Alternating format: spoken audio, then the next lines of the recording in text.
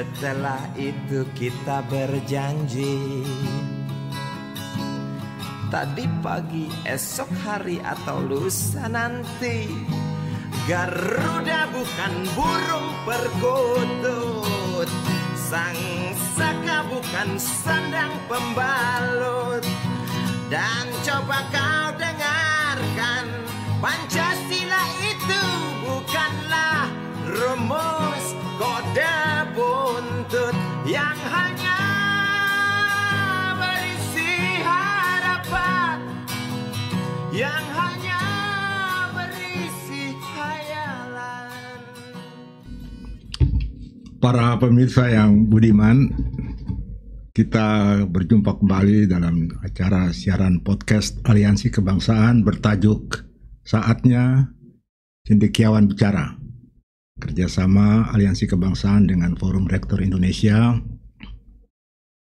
Akademi Ilmu Pengetahuan Indonesia (AIP), Asosiasi Ilmu Politik Indonesia (AIP) juga, Himpunan Pengusaha Muda Indonesia (HIPMI), dan Harian Kompas.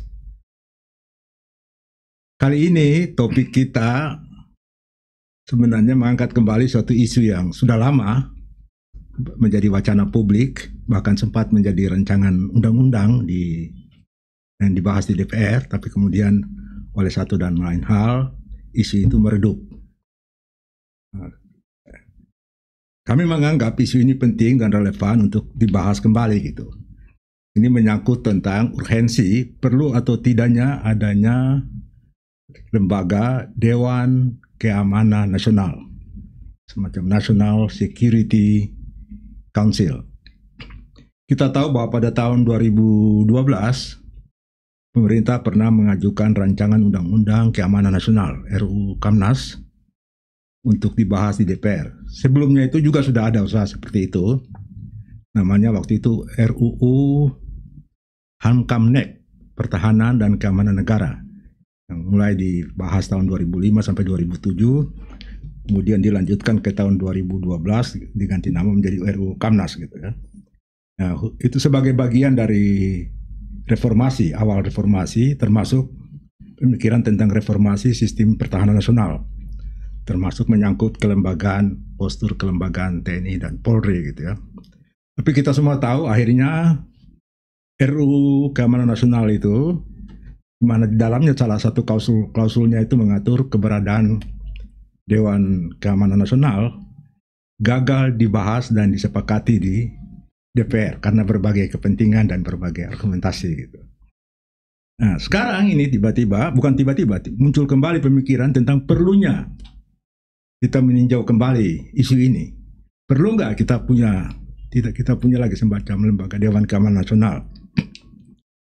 Pemikiran ini muncul, kita ingat 3 hari lalu atau 4 hari lalu, Presiden Prabowo Subianto meresmikan Dewan Pertahanan Nasional (DPN) sesuai amanat pasal 15 Undang-Undang Nomor 3 Tahun 2002 tentang Pertahanan Negara gitu.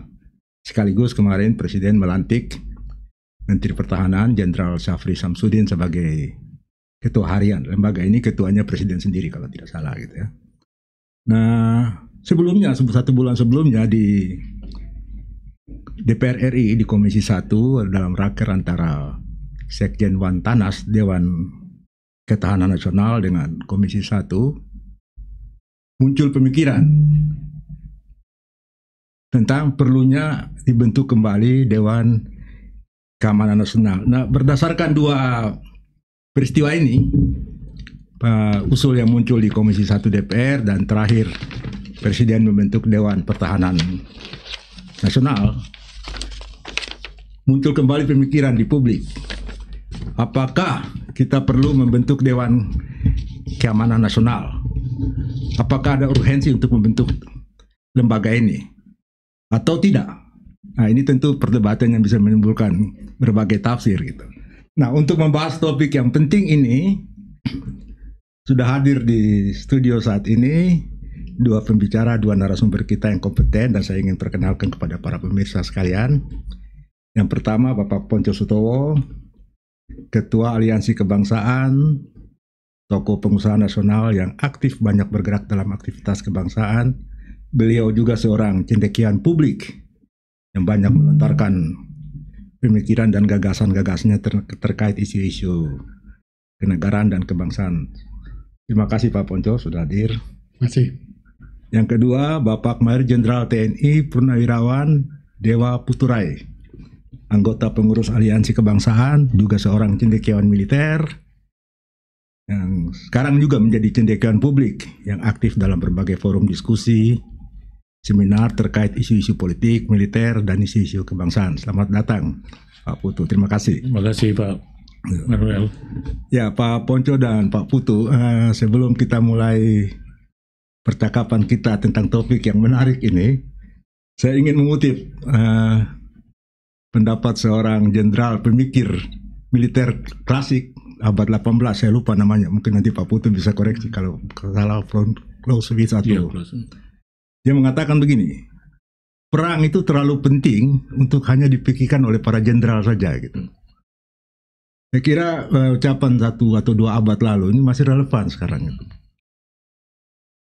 Perang itu terlalu penting dan terlalu kompleks untuk hanya dipikirkan oleh militer saja gitu, menjadi urusan militer saja gitu. Itu harus menjadi urusan semua pihak gitu.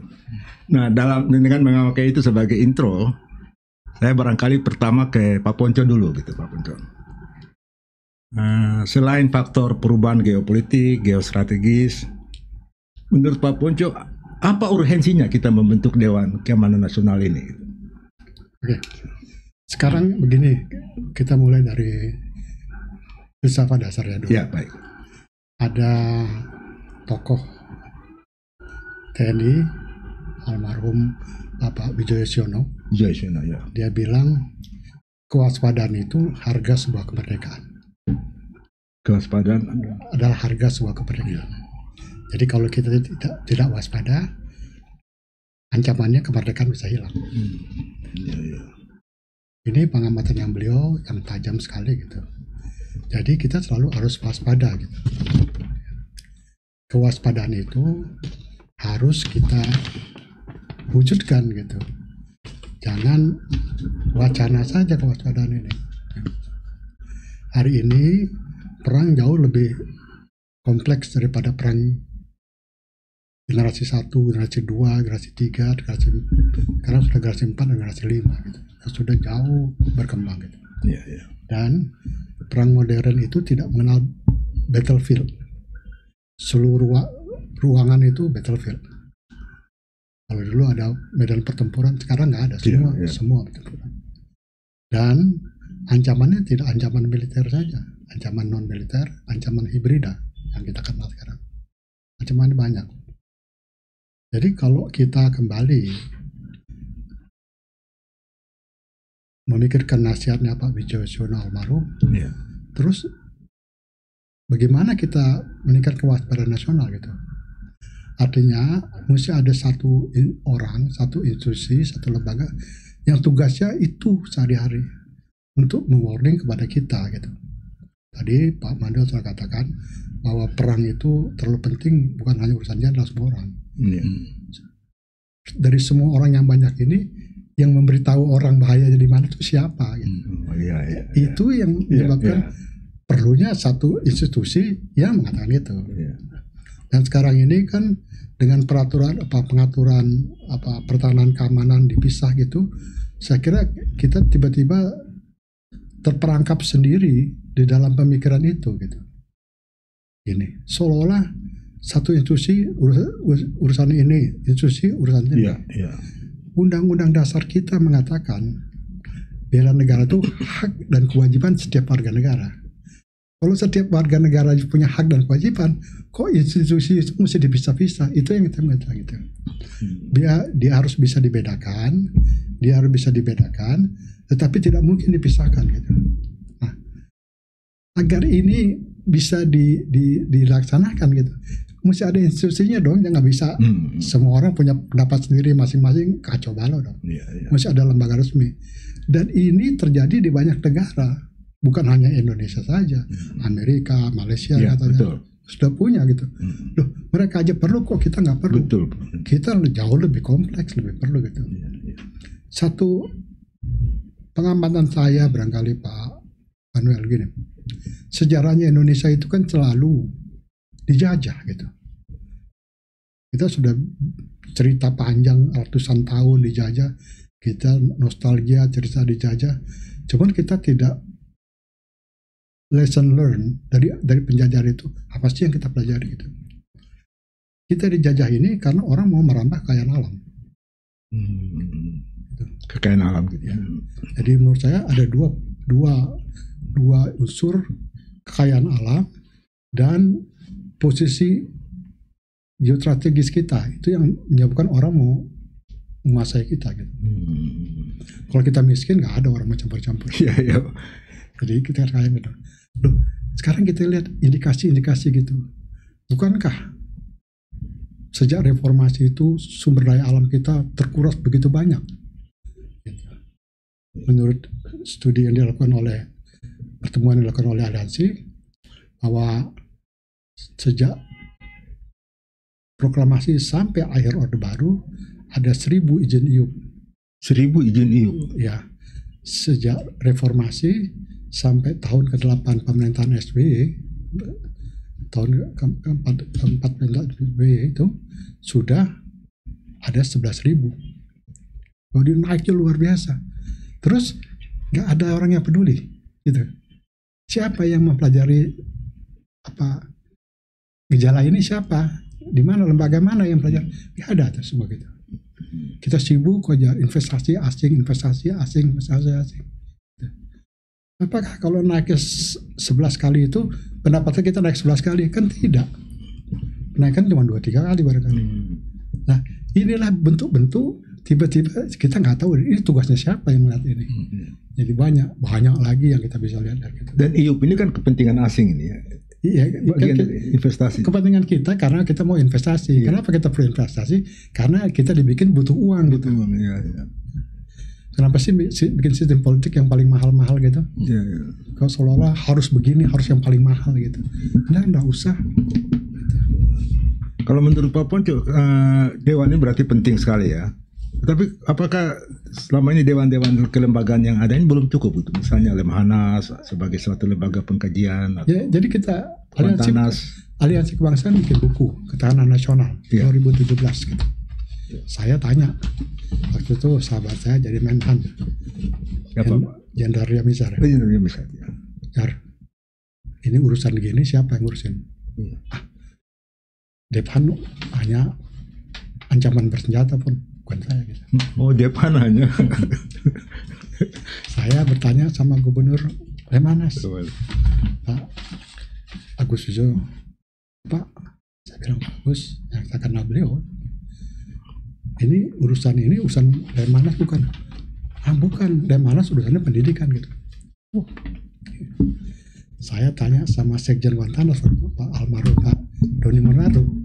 Pak Doni Monardo bilang, waduh, saya cuma sekjen gitu, ketuanya itu presiden, jadi saya nggak berhak memberi komentar gitu. Menunjukkan berapa banyaknya bolong-bolong gitu. Iya. Tidak ada satupun yang gitu. Saya cuma bilang, ini harus dihentikan, peristiwa seperti ini harus dihentikan. Kita mesti serius dong. Jadi sampai hari ini tidak ada satu lembaga yang khusus memikirkan soal keamanan nasional secara komprehensif menyeluruh ya. Masing-masing ini sangat parsial ini. Ya, sangat berkotak-kotak. Berkotak-kotak itu. Padahal menghadapi ancaman itu perlu sinergi dari bermacam resource gitu. Iya. Kita bisa belajar dari militer. Militer itu kalau panglima itu mengatur operasional. Kepala staf itu membina sumber daya gitu. Tidak bisa yang membina sumber daya tiba-tiba diberi tugas operasional. Nanti kalau keluar dari wilayah dia terus urusan siapa? Memangnya ancaman itu persis di antara lembaga ini ancamannya ini, ini. Nanti kalau di antara dua lembaga siapa yang ngatur? Kan nggak ada gitu. Di militer biasa begitu. Apakah angkatan laut dijelaskan, apakah angkatan darat, apakah udara, itu semua diorganize oleh panglima gitu. Nah kegiatan kayak gini nggak ada yang ngurus gitu. Jadi saya kira secara umum walaupun saya tidak bisa mendeskripsi secara detail gitu, sangat nyata kebutuhannya. Kebetulan atau lembaga ini Dewan Keamanan Nasional. Malah menurut saya kita sudah terlalu berlarut-larut membiarkan ini. Kita nggak boleh abai, nggak boleh, karena nanti kalau dia merenggut kemerdekaan kita, wassalam. Banyak negara-negara besar yang abai runtuh karena perang modern. Jadi kemarin saya mendengar Dewan Pertahanan itu bicara geostrategis, geopolitik, dan geoekonomi saja. Geopolitik, geostrategis, dan ekonomi saja. Yang saya baca ya. Deputinya ada 3 gitu. Oke, deputi 3. Terus pertahanan budaya di mana? Nggak ada. Gitu. Pertahanan budaya luar biasa perannya hari ini.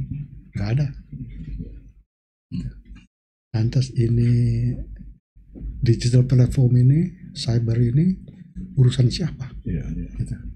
Geopolitik kah? Geostrategis? Keamanan cyber ya. Ini keamanan cyber kalau kita lihat di Arab Spring itu seluruh peradaban runtuh karena ini. Kok kita menghadapi itu kok kayaknya ya bagaimana nanti aja lah gitu, nggak ada kita bersiap-siap. Ini kalau nanti datang ke kita bagaimana gitu. Mungkin sudah terjadi di kita, emang kita nggak tahu. Gitu. Itu aja satu contoh yang menurut saya perlu kita renungkan gitu. Dan bagi saya ini hak dan kewajiban setiap warga negara. Hak dan kewajiban setiap. Tidak hanya polisi saja, tentara saja. No, saya orang privat nggak ada. Tapi saya punya hak dan kewajiban yang sama bagi mereka gitu. Itu yang membuat pikiran lihat sih, nggak bisa dong seolah-olah ini silakanlah, saya bukan urusan saya. No, nggak bisa itu. Itu aja pertanyaannya. Makasih Pak Ponco.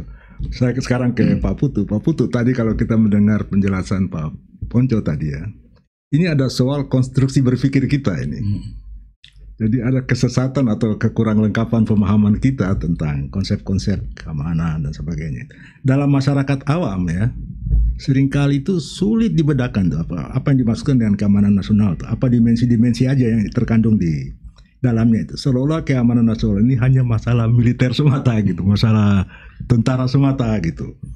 Nah, padahal kalau kita dengar tadi dari Pak Ponco dan pemahaman itu, yang disebut konsep keamanan nasional ini luas sekali gitu, mencakup banyak dimensi aspeknya gitu. Barangkali Pak Putu bisa menjelaskan gambarannya lebih lengkap. Sebenarnya apa itu konsep keamanan nasional dengan dimensi-dimensinya itu. Silakan Pak. Terima kasih Pak Manuel. Ya, saya kira bisa dipahami ya, sebagian besar masyarakat kita masih berpandangan seperti itu. Barangkali berangkat dari konsep keamanan nasional masa lalu, khususnya sebelum Perang Dunia Kedua ya.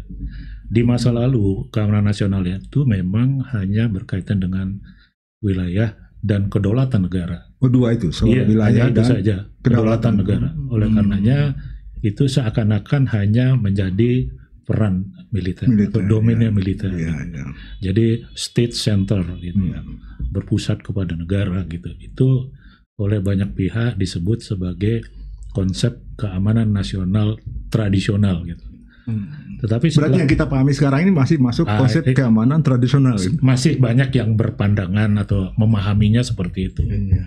Padahal setelah Perang Dunia Kedua, kan ancaman terhadap sebuah negara atau terhadap keamanan nasional tidak hanya berkaitan dengan wilayah dan kedaulatan, tapi sudah berkembang. Ada ancaman ekonomi, ancaman kelaparan, ancaman penyakit, dan seterusnya dan seterusnya.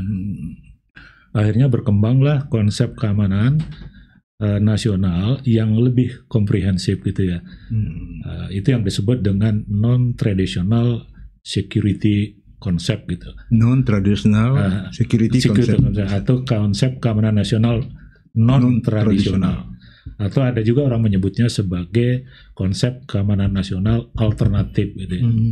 Dengan premis bahwa keamanan nasional itu ya merupakan suatu kondisi yang total gitu ya. Ancaman itu juga sudah semakin berkembang, tidak sebatas ancaman yang tadi disampaikan Pak Ponco gitu lah.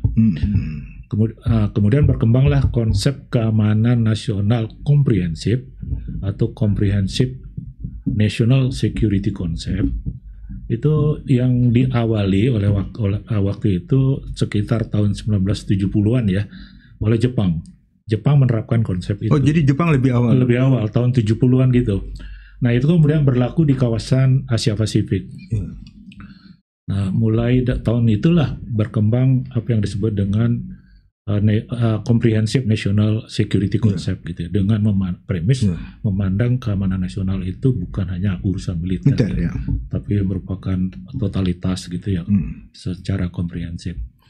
Kemudian pada tahun 1994 UNDP, yaitu Badan PBB ya, dalam sebuah laporannya mendorong agar konsep keamanan nasional itu tidak lagi dipandang hanya urusan militer gitu. Tetapi adalah juga termasuk di dalamnya apa yang dinamakannya sebagai human security atau keamanan insani ya. Human security dengan ruang lingkupnya meliputi keamanan ekonomi, economic security, keamanan pangan atau food security, keamanan kesehatan atau health security, keamanan lingkungan atau environmental security. Masuk juga itu? Ini ada keamanan insani, individu ya, human individu. Terus keamanan publik atau keamanan masyarakat, ya gitu. Itulah kira-kira ada 7 itu aspeknya gitu. Itulah perkembangan konsep keamanan nasional di masyarakat global ya. Nah, kalau kita ingin melihat apakah kita memang butuh Dewan Keamanan Nasional, seharusnya kita memandang keamanan nasionalnya dari perspektif komprehensif itu. Nah, barangkali nanti akan kita sampai apakah Indonesia sudah menerapkan konsep keamanan komprehensif. Jadi tadi Jepang sudah tahun 71 menerapkan konsep keamanan nasional yang komprehensif. Kemudian UNDP mendorong adanya konsep keamanan atau human security. Sekarang Pak Putu bisa jelaskan dalam konteks Indonesia sekarang ini kira-kira? Ya, kalau kita telusuri Indonesia ya, kita ya kan punya namanya IDE atau security IDE. Kalau di bidang hukum kan ada namanya REH-IDE ya. REH-IDE kan ya. Itu adalah Pancasila. Cita hukum ini cita keamanan. Cita keamanan ada di dalam nilai-nilai Pancasila.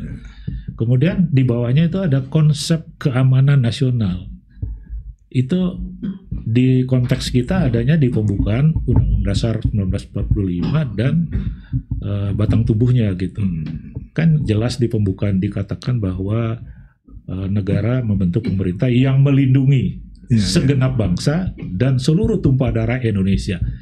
Jadi perhatian negara terhadap keamanan itu tidak hanya berbicara tentang keutuhan wilayah, tetapi juga keselamatan bangsa gitu. Jadi sebenarnya di situ bisa kita baca bahwa konsep kita di awal sudah menerapkan konsep yang komprehensif karena memandang bukan hanya pengamanan fisik gitu ya. Gitu.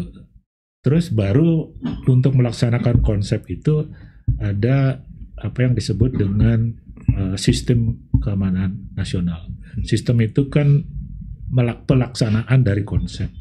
Sistem itu mengatur kelembagaan, mengatur kewenangan masing-masing lembaga gitu. Itu sistem. Nah, kalau kita ingin melihat bagaimana kondisi Indonesia, kita harus lihat ini dulu. Bagaimana konsep kita sekarang ini dan bagaimana sistem keamanan nasional kita sekarang ini gitu. Dan dalam konteks itu menurut Pak Putu, apakah konsep dan sistem keamanan yang sekarang ini itu kita sudah siap itu? Begini, kita coba menghadapi realitas perkembangan yang begitu cepat. Kita baca dulu konsep keamanan nasional kita ya. Kita ini sekarang kan masih sering timbul perdebatan ya, diskursus publik gitu tentang keamanan nasional. Tetapi diskusi kita sering berkisaran pada sistem keamanan nasionalnya. Kita belum menyepakati tentang konsep keamanan nasional kita yang kita anut itu seperti apa gitu. Nah, kalau kita telusuri kembali, menurut tadi saya sampaikan pembukaan UUD 45, kalau pandangan saya sebetulnya kita sudah mengadopsi apa yang disebut dengan comprehensive security concept ya. Kalau kita melihat di situ. Tetapi setelah reformasi ya, justru konsep keamanan nasional kita berdasarkan Undang-Undang Dasar 1945 itu ya, di bab 12 itu dikatakan keamanan adalah pendekatannya dari konsep pertahanan negara dan keamanan gitu. Ya. Jadi seakan-akan itu adalah dua konsep yang dipisahkan. Apalagi kemudian di dalam ketetapan MPR nomor 7 tahun 2000 ya, itu ketika pemisahan TNI dan Polri. TNI itu kan ditugaskan untuk menjaga kedaulatan, keutuhan wilayah dan keselamatan bangsa. Sedangkan Polri itu menurut TAP MPR 7 itu diberikan peran untuk ya menjaga keamanan dan ketertiban masyarakat, penegakan hukum dan mengayomi gitu masyarakat itu. Jadi menurut saya ada bolong gitu. Kalau kita melihat apa yang tertuang di dalam Undang-Undang Dasar 45 dan TAP MPR, kalau kita soroti dari perspektif comprehensive security konsep, ada bolong gitu.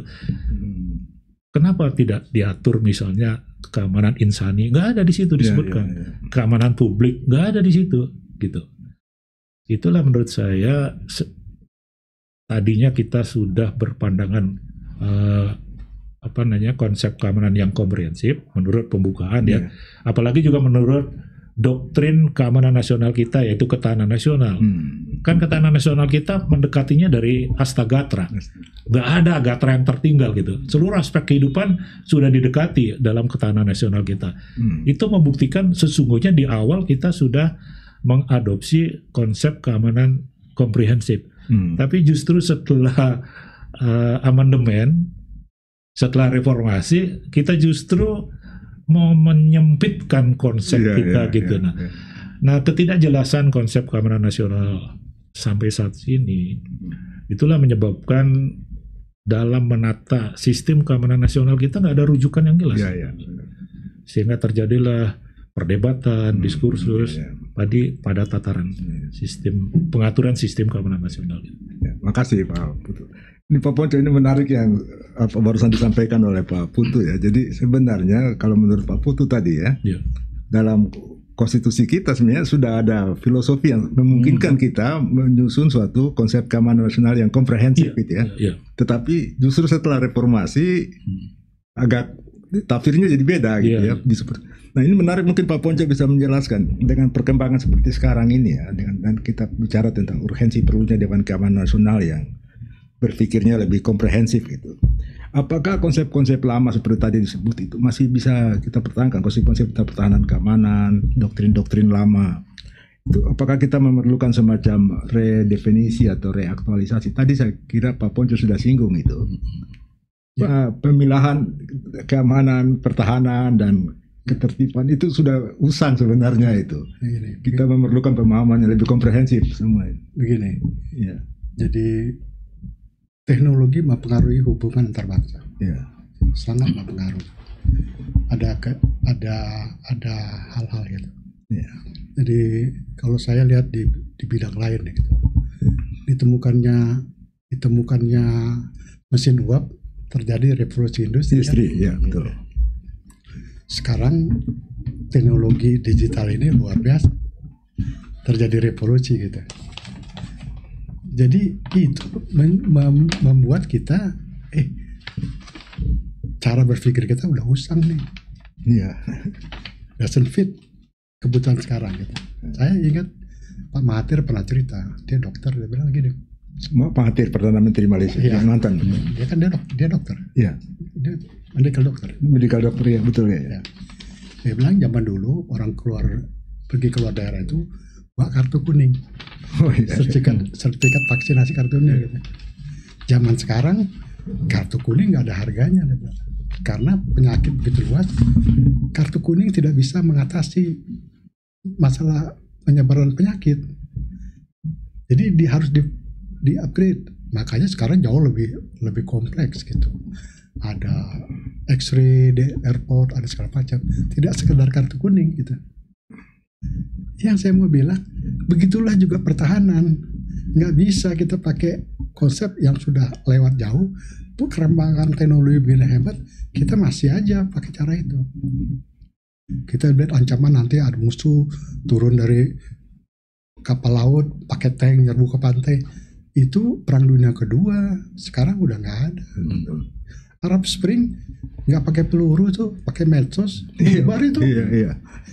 Itu menunjukkan, perlu berpikir lain, nggak bisa begitu. Gitu. Itu yang menurut saya, itu menunjukkan, ada yang harus dipelajari gitu. Persoalannya siapa di kita yang mengamati soal ini gitu, yang berpikir soal ini siapa gitu. Lembaga yang khusus memikirkan. Iya, itulah tugasnya paling pokok dari Dewan Keamanan. Orang yang berpikir ancamannya berubah, cara kita bekerja harus berubah. Kalau lembaga itu nggak ada, terus semua main tebak-tebak aja sendiri. Itu nggak bisa. Itu harus terencana, forecast, harus ilmiah. Untuk itu lembaganya harus ada gitu.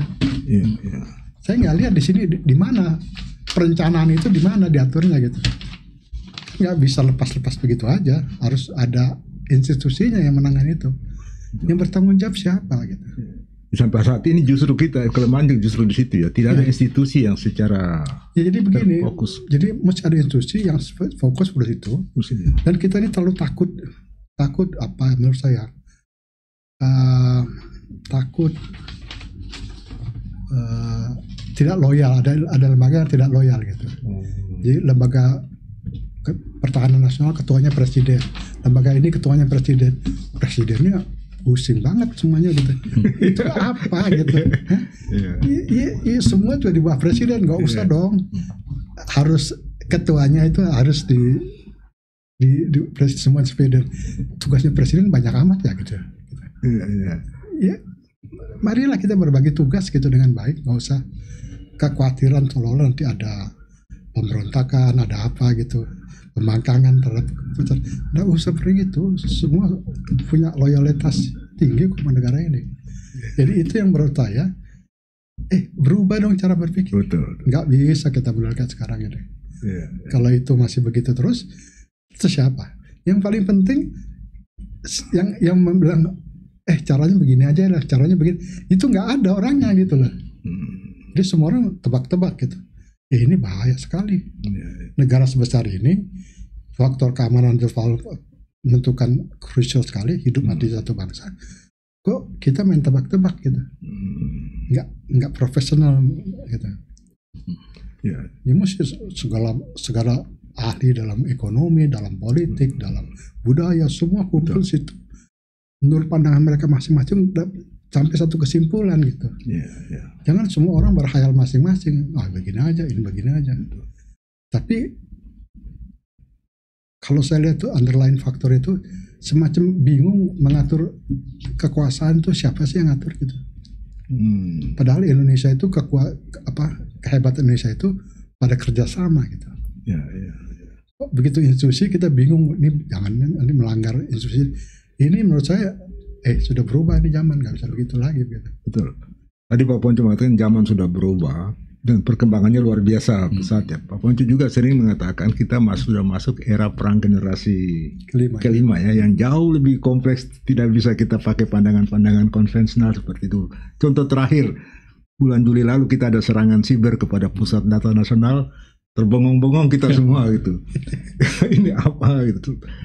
Ini apa Bapak Ponco bisa elaborasi lebih jauh ini perang generasi baru, perang itu luar biasa. Tadi saya bilang kita ini kalah dalam perang generasi kelima soal kekayaan alam. Yang lain kuras kita, tapi kita happy aja, semangat hebat kita sudah berprestasi mengundang investor asing apa gitu, dengan hebohnya gitu. Sudahkah kita menganalisa itu? Terus siapa yang menganalisa gitu? Itu pertanyaan saya. Dan semua orang menganalisa begitu disiplin menurut ilmunya aja. Ancamannya multispektrum gitu. Semua orang cuma lihat ancaman gitu aja. Ancaman budaya kita enggak. Ya betul, tidak pernah kita memikirkan itu. Apa sih strategi budaya kita? Kita punya masalah banyak. Contoh yang paling sederhana, kita punya modal spiritual, moral spiritual lagi turun gitu. Ya, kita menghadapi korupsi nggak selesai itu. Terus karena modal spiritual kita nggak kuat, hukum nggak bisa menyelesaikan soal itu. Soal etik itu nggak bisa diselesaikan oleh hukum, oleh etik, oleh moral, dan itu perannya kelompok beragama. Di kita nggak ada yang mengarahkan kelompok agama kamu ke tanah gitu, ini pertahanan ini, ini nggak ada gitu. Ya silakan aja lah sama maunya gitu. Apalagi euforia demokrasi ini kebebasan, terus bebas-bebas aja gitu. Yang mikir negaranya siapa gitu. Tadi Pak Ponco sempat singgung soal Arab Spring ya, itu kan pengaruh media digital itu. Ini mungkin menarik ini Pak Ponco dan juga Pak Putu ya. Ada penelitian waktu COVID kemarin itu 2 tahun itu, generasi muda kita ini larinya ke media digital ini, luar biasa. Lalu diteliti gitu, kalau di Amerika karena pengaruh COVID, generasi mudanya itu bermain dengan gadget ini, dengan digital media. Tapi mereka membahas isu-isu tentang medis, teknologi medis dan sebagainya. Di Singapura, mereka melarikan ide-ide bagaimana ekonomi yang baru gitu, new economic. Nah, Indonesia katanya generasi muda kita bermain luar biasa di media digital, tapi kayak konten kreator gitu. Gimana Pak? Barangkali ini Pak maksud Pak Ponco tadi itu kita lengah dalam artinya gini, digital merubah peradaban manusia. Terus kita yang menentukan kan, perubahan itu mau diapain sama kita. Kita nggak bisa melarang itu, jadi kita nggak boleh against teknologi gitu. Tapi bagaimana teknologi itu bisa menerapkan kehidupan kita. Maksud saya apakah ini by design juga untuk serangan semacam? Ya menurut saya itu betul gitu, ketidaksadaran, kelemahan-kelemahan kita yang kita tidak sadari, yang orang lain lihat. Orang lain lihat, bukan kita yang lihat gitu. Begitu orang lain lihat kita nggak lihat, ya itu kelemahan kita, itulah diserang gitu. Nah, supaya kita lihat ini siapa, pertanyaan saya yang memberi warning pada masyarakat, hati-hati loh ini, hati gitu. Jadi lagi-lagi kita butuh suatu institusi yang secara serius dan punya kewenangan, otoritas untuk memikirkan semua perkembangan yang begitu cepat dan di luar daya jangkau pemikiran kita gitu ya. Soal tadi yang Pak Putu sampaikan tentang konsep keamanan yang komprehensif gitu ya. Mungkin Pak Putu bisa jelaskan lagi dalam apalagi yang kita perlu prasyarat-prasyarat lain yang kita butuhkan gitu. Ya tadi sudah saya sampaikan ya. Sekarang masyarakat global kan sudah menuju ke comprehensive security concept ya. Sementara kita, menurut saya sih justru berbalik gitu ya. Malah mundur gitu. Berbalik mundur, iya. Gitu. Nah, di dalam konsep keamanan komprehensif ada, menurut banyak pengamat, ada 3 dimensi keamanan di situ. 3 dimensi. Ya, pertama adalah keamanan negara atau state security. Kemudian kedua keamanan publik atau keamanan masyarakat. Dan yang ketiga keamanan insani gitu ya. Itu konsep. Baru kemudian kalau kita turunkan konsep itu menjadi suatu sistem, maka menurut Wantanas ada 3 subsistem, yaitu subsistem keamanan negara atau yang sering disebut dengan defense atau pertahanan ya, keamanan negara ya, atau pertahanan gitu, dan subsistem keamanan publik dan subsistem keamanan insani gitu. Nah tadi Pak Ponco juga sudah menyampaikan ya kan, evolusi ancaman kita sudah berkembang demikian cepat ya, tidak lagi dikenali di mana medan pertempurannya gitu kan. Itu bukan sekedar potensi ancaman, sudah menjadi ancaman aktual gitu.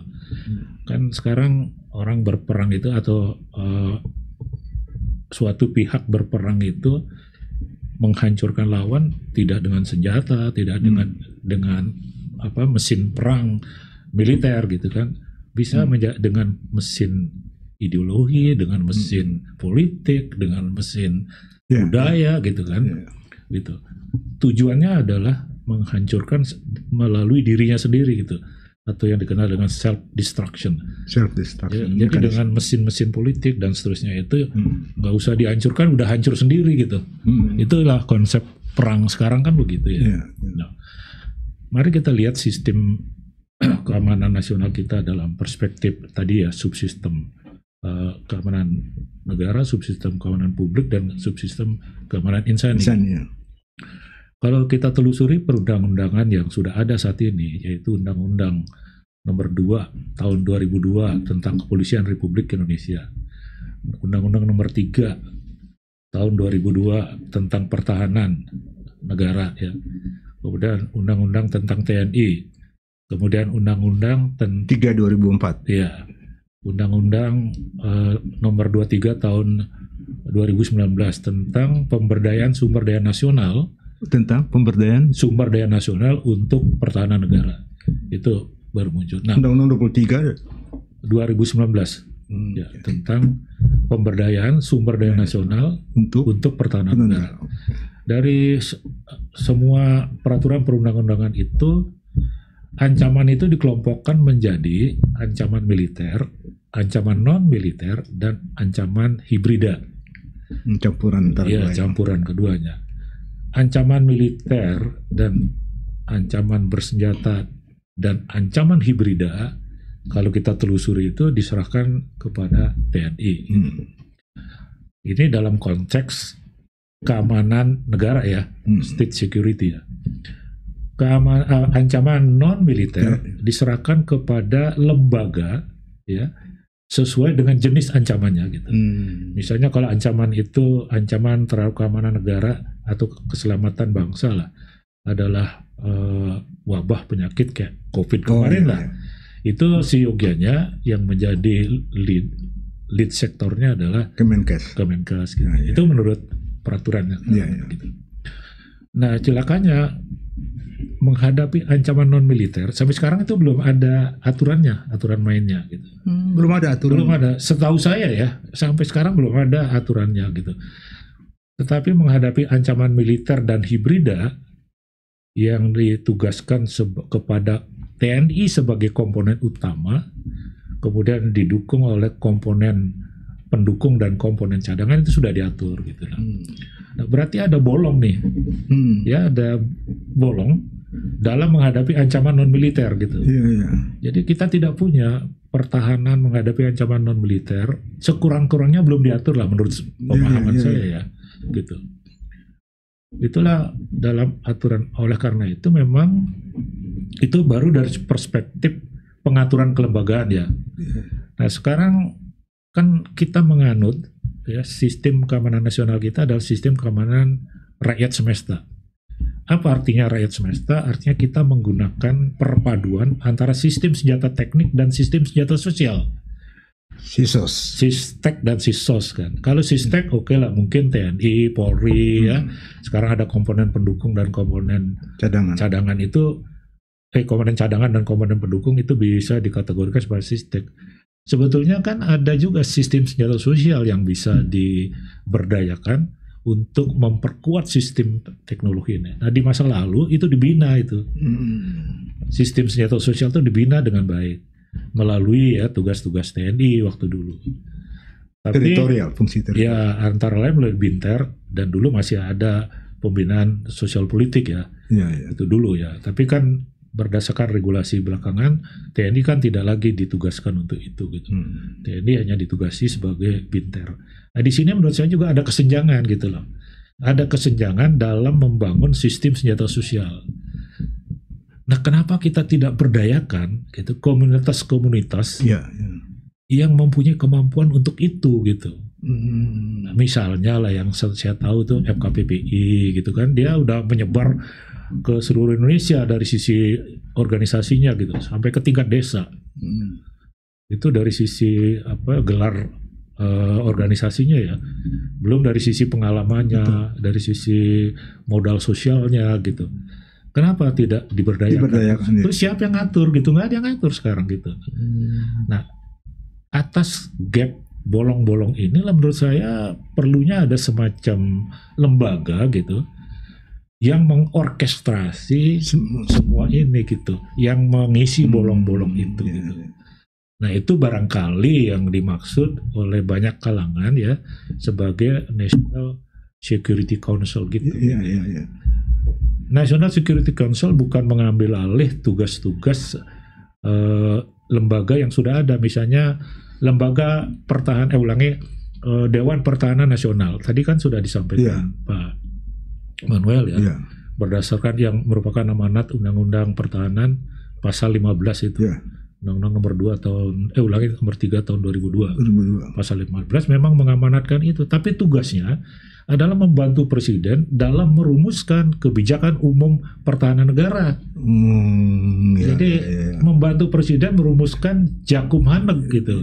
Hanya sebatas itu. Pertahanan negara. Jadi itu hanya pada dimensi atau subsistem pertahanan negara. Bagaimana dengan subsistem ini? Dia nggak cawe-cawe tidak diatur, bukan tugas lembaga ini. Bukan tugasnya Dewan Pertahanan Negara gitu. Gitu. Nah, terus ada Dewan Ketahanan Nasional. Yang keliru ya, bukan Dewan Keamanan Nasional ini. Ketahanan. Dewan Ketahanan Nasional. Ketahanan Nasional itu kan doktrin dari doktrin pelaksanaan dari keamanan nasional gitu. Jadi tugas dia adalah membina ketahanan nasional. Tentu beda ya. Nah, dalam bayangan saya, tapi Pak Putu, karena ini sering keliru orang. Itu tadi yang saya sampaikan di Komisi 1 itu tadi kan ada kekeliruan memahami Wantanas ini.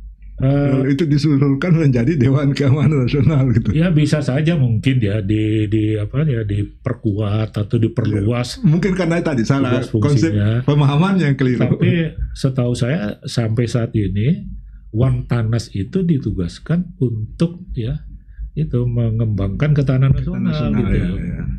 Ketahanan nasional itu ada sebagai doktrin dari keamanan nasional. Gitu. Nah itulah menurut saya perlunya ya semacam konsil lah, dewan gitu yang bisa mengisi kekosongan-kekosongan itu tentu dengan kebijakannya kemudian mengorkestrasi sistem keamanan nasional kita yang sekarang masih banyak celah-celahnya itu tadi. Dan yang satu lagi menurut saya adalah bagaimana lembaga ini bisa memberikan assessment akhir dari persepsi ancaman gitu. Seringkali kan kita gagal menyamakan persepsi ancaman gitu. Di satu sisi kelompok ada bilang, oh itu bukan ancaman. Di sisi lain bilang, oh itu ancaman. Oh itu gak usah diurusi, itu bukan ancaman. Itu seringkali kita berdebat gitu. Kegagalan memahami, menyatukan persepsi ancaman itu juga menyebabkan kegagalan kita dalam menangani keamanan nasional kita gitu. Jadi dari perspektif itu menurut saya ada kebutuhan adanya semacam lembaga itu gitu. Terima kasih Pak Putu, ini penjelasan sangat. Pak Ponco, saya kembali tadi. Jadi ternyata memang kita ini mundur sebenarnya ya. Kalau dilihat dari penjelasan tadi ya. Dulu kita di konstitusi kita sebenarnya sudah memberikan suatu filosofi yang baik itu. Tadi Pak Ponco juga menekankan tuh, membela negara itu kewajiban semua warga negara. Kenapa sekarang kita mundur dari segi pemikiran, dari segi konsep, kita batasi pada bidang-bidang yang sebenarnya itu kita membedakan antara defense dengan security, seolah-olah dua hal itu terpisah gitu. Padahal banyak hal yang dalam perkembangan modern ini sudah tidak bisa lagi kita dengan konsep pemisahan. Barangkali Pak Ponco bisa menambahkan itu. Begini. Beberapa waktu lalu Perdana Menteri Australia bilang itu sosmed tidak boleh di bawah 16 tahun. Di Australia dilarang. Dilarang. Ya. Kok tiba-tiba Perdana Menteri bisa punya pikiran gitu? Pasti kan ada pemikiran yang di-build up di sana. Ya kan nggak mungkin tiba-tiba. Di kita ada nggak seperti itu? Seperti itu kan nggak ada. Karena nggak ada gitu. Kedua, ini isu Dewan Keamanan Nasional bolak-balik nggak beres-beres. Siapa yang bikin kita nggak sepakat? Ini kan bentuk ancaman juga gitu. Sampai dewan yang kita perlukan itu nggak jadi gitu. Ini kan bukti ancaman itu real. Gitu. Kembali Undang-Undang 45 ngomong udah panjang, udah 25 tahun nggak selesai gitu. Kembali kita menurut saya, karena tidak ada satu lembaga pun yang berpikir kalau ini buntu di mana kebuntuannya gitu. Betul. Ini sesuatu yang nggak ada gitu. Presiden lemparkan wacana pemilihan tidak langsung. Semua ribut pro dan kontra. Ada nggak kita yang mempelajari plus minusnya? Ini real. Iya, betul. Kan mesti pelajari kalau langsung bagaimana, kalau nggak langsung gimana. Implikasinya seperti apa ya? Ya itu mesti pelajari, di present sama kita buat kita ambil keputusan. Jangan debat kusir dong. Betul. Ya, inilah contoh-contoh menurut saya persoalan-persoalan yang kita hadapi karena lembaga yang harus ngurus ini tidak ada gitu. Apa kurang konkretnya lagi fakta-fakta ini gitu. Iya, Ya? betul Bang. Itu sudah bertahun-tahun kita ngomong yang sama, nggak selesai-selesai gitu. Ada apa gini? Sementara Australia tiba-tiba bilang dilarang tuh di bawah 16 tahun bikin masuk. Pakai medsos ya. Karena dia tahu implikasinya apa. Berarti ada lembaga ya, think tank yang mempelajari, merumuskan, diberikan kepada Perdana Menteri untuk. Iya gitu. Loh, terus di kita begitu banyak soal-soal tadi tuh, Iya. yang kasih tahu presiden, jangan ini, jangan Jangan ini. itu, ya. Ini siapa? Iya. Pertanyaan Betul, saya. betul. Ya. Itu kan fakta-fakta konkret menurut saya, kebutuhan itu real gitu. Iya. Bukan gitu. Betul. Jadi Pak Ponco dan Pak Putu ya, dari perbincangan kita sampai saat ini nih, sejauh ini, berarti memang urgensi keberadaan Dewan Keamanan Nasional ini sangat diperlukan ya. Kita lihat saya sebagai perbandingan misalnya, India punya, jangan kita bicara Amerika lah, ya, Amerika sudah sejak Perang Dunia Kedua dia punya National Security Council, India punya itu. Tetangga kita yang terdekat saja, Malaysia dan Singapura punya itu Internal Security Act itu. Nah, ada pemikiran begini, pengalaman Singapura dulu dan Malaysia dulu ya. Lembaga Internal Security Act ini kewenangannya itu demikian besar sehingga dikhawatirkan itu dia menjadi otoriter gitu. Jadi dulu katanya salah satu faktor yang menyebabkan ada penolakan terhadap, terutama dari teman-teman LSM terhadap konsep Dewan Keamanan Nasional.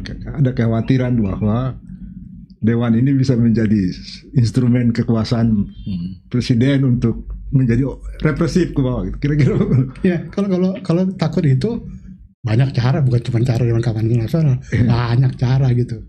Apa sekarang sepi gitu, ribut di mana-mana soal perilaku pemerintah, kan membuktikan itu ada. Persoalannya yang nanti mempertimbangkan, termasuk tadi ada tindakan represif itu justru Dewan Keamanan Nasional yang bilang, Pak, kalau dibikin kayak gini nanti gitu. Dewan Keamanan kan isinya orang cendekiawan kan mestinya. Iya. Orang-orang cendekiawan yang berpikir untuk bangsa dan negara. Jangan kita berkotak-kotak. Ini nanti dia pegang kelompok A, kelompok B, kelompok B. Kita membuat masalah buat diri sendiri gitu. Kalau Dewan Keamanan Nasional diawaki oleh para profesional dari disiplin ilmunya, nggak ada masalah. Justru mereka yang memberikan solusi kepada kita. Dewan Keamanan nanti jangan sampai jadi alatnya otoritas pemerintah. Apa yang harus dilakukan oleh Dewan Keamanan? Mereka sendiri yang nanti suruh memikirkan. Kalau nggak mereka siapa? Jadi perdebatan di jalanan kan nggak mungkin. Kalau itu yang ditakutkan, Dewan Keamanan itulah yang cari solusinya gitu. Jangan kita jump to conclusion A kata si A, kata si B, kata si C.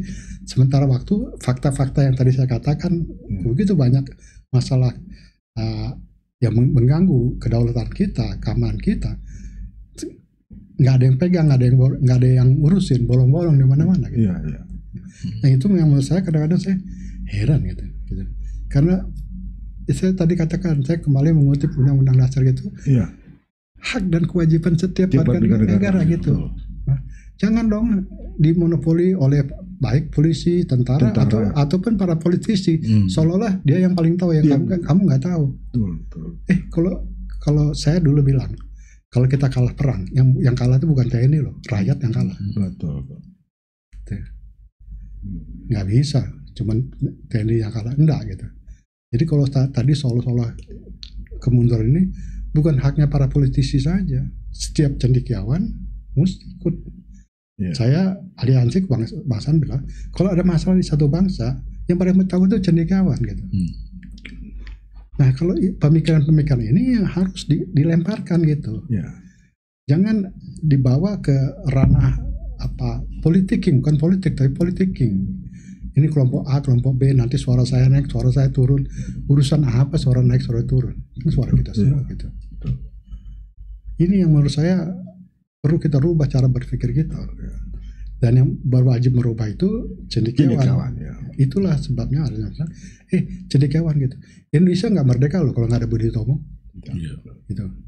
Itu kita pelajari itu Budi Utomo. Budi Utomo siapa? Politisi bukan, pemerintah bukan, tentara bukan, cendekiawan ya. Dengan kekuatan gagasan. Iya. Ya, kenapa? Sekarang kita menghadapi masalah, kita nggak tanya sama cendekiawan, bagaimana pendapat Anda? Kan begitu pertanyaannya. Kita belajar dari sejarah kita sendiri, nggak usah sejarah orang. Sejarah kita menyatakan itu. Ya. Dijajah 300 tahun, nggak selesai-selesai. Begitu cendekiawan turun, selesai. Ya. Kita sekarang begitu banyak pusing kusut. Mbok tanya sama cendekiawan, mestinya bagaimana sih gitu. Itu kira-kira Pak. Apa? Menurut saya cara pendekatan memahami masalah ini bagaimana? Iya. Terus sepakat Pak Ponco. Jadi persoalan kita ini saja tentang isu perlu tidaknya Dewan Keamanan. Kadang-kadang kita masih pada tataran konsep ya, belum ada kesepahaman kita. Ya, itu. Bahkan kekeliruan kalau tadi dengan penjelasan Pak Putu bahwa sejak Jepang saja sejak tahun 70-an sudah memikirkan paradigma baru ya, konsep keamanan nasional yang komprehensif. Kita masih sangat parsial dan konvensional betul gitu ya.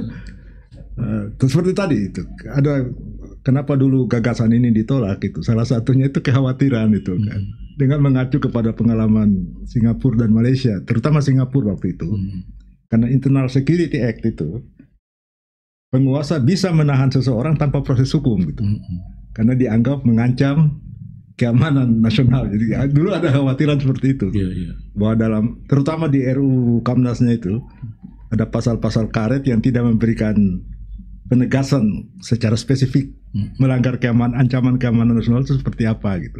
Nah saya kira ini tugas seperti tadi Pak Ponco sampaikan, sebagai wacana perlu terus kita gulirkan ke publik supaya meluruskan kembali pikiran-pikiran yang keliru, tapi juga tidak selain keliru ada perkembangan baru yang tadi Pak Ponco Pak Putu sampaikan itu yang mungkin belum masuk bagian dari kesadaran publik itu, debat wacana publik itu.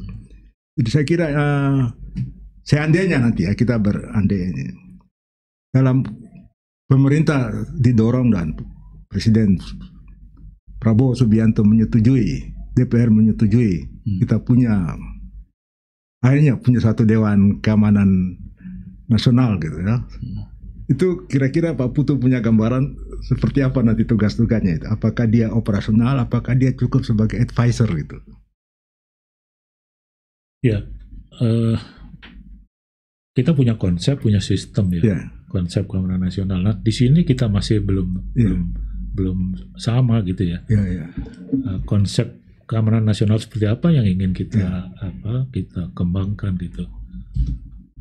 Padahal masalah global kan tadi saya sampaikan sudah menuju ke konsep keamanan yang komprehensif. Nah, kalau kita sepakat mengadopsi konsep keamanan komprehensif itu, ya, itulah makanya kita harus menghadirkan undang-undang keamanan nasional gitu loh. Ya, yang menggunakan pendekatan paradigma keamanan nasional yang komprehensif. Nah, di dalam undang-undang itulah mestinya ya diamanatkan untuk hadirnya National Security Council itu gitu, Dewan Keamanan. Di dalam undang-undang. Iya, jadi perintah undang-undang lah. Perintah undang-undang keamanan nasional gitu. Maksud saya kira-kira Pak Putu membayangkan apakah lembaga ini lebih sebagai semacam think tank gitu? Iya, pasti bukan operasional ya. Dia hanya semacam kebijakan lah, mengatur kebijakan yang strategis pada tataran konsep maupun pengaturan kelembagaan gitu kan, tentang keamanan nasional kita. Baik, para pemirsa sekalian, berhubung waktu juga kita sudah sampai pada penghujung acara ini. Dari percakapan tadi dengan Pak Pontjo Sutowo dan Pak Dewa Puturai itu, kita mendapatkan gambaran ya bahwa kita memerlukan lembaga ini, Dewan Keamanan Nasional, yang bertanggung jawab memikirkan hal-hal isu-isu strategis sebagai bagian kepada presiden dan pengambil keputusan gitu. Nah, sebelum mengakhiri ini, saya ingin baik Pak Pontjo maupun Pak Putu memberikan semacam closing statement. Sekali lagi menekankan tentang pentingnya keberadaan Dewan Keamanan Nasional. Silakan Pak Pontjo. Pak Manuel, begini. Satu konsep pertahanan kita yang kita anut, sis hankam rata. Sis hankam rata. Ya, sistem pertahanan rakyat semesta. Jadi semua orang itu. Ya. Jadi kalau orang menyerang Indonesia, dia nggak hitung jumlah prajuritnya ada berapa, rakyat Indonesia ada berapa, karena seluruh rakyat ikut berpartisipasi. Sis hankam rata itu konsep yang sampai sekarang menurut saya paling mumpuni buat Indonesia, sis hankam rata gitu. Kalau sis hankam rata ada, yang mengkomunikasikan gagasan ini siapa kalau bukan Dewan Keamanan Nasional? Jadi tanpa Dewan Keamanan Nasional, sis hankam rata tidak bisa berjalan. Gitu persoalannya. Jadi sis hankam rata memerlukan Dewan Keamanan Nasional untuk bisa dioperasionalkan gitu. Itu konsep. Kecuali kita bilang sis hankam rata udah nggak perlu lagi gitu. Itu yang saya argue. Sis hankam rata masih sangat relevan untuk kita pertahankan. Gitu. Dan untuk itu ada lembaga yang bisa membuat dia bergerak. Gitu. Mengaktualisasikan konsepsi hankam rata itu ya. Dan itu adalah Dewan Keamanan Nasional.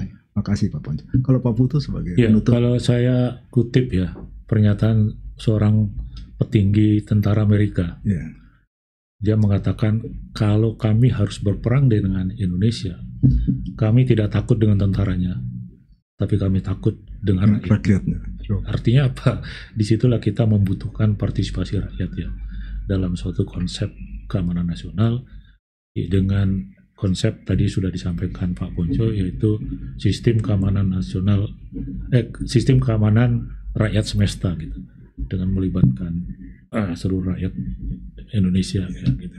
Nah untuk mengatur itu memang perlu semacam dewan lah ya, sebab harus diakui pengaturan sistem keamanan nasional kita saat ini melalui beraneka peraturan perundangan yang sudah ada.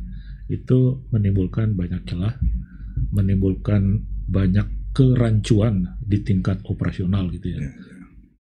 Seringkali kan kita mendengar adanya perselisihan tentang ini tugas dan tanggung jawab siapa gitu kan. Itu harus segera kita akhiri. Gitu. Kalau kita berlarut-larut terus gini, kita akan ketinggalan dalam respon perkembangan ancaman yang sudah bergerak demikian cepat. Terima kasih. Terima kasih. Demikian para pemirsa, percakapan kita kali ini tentang perlu tidaknya kehadiran Dewan Keamanan Nasional.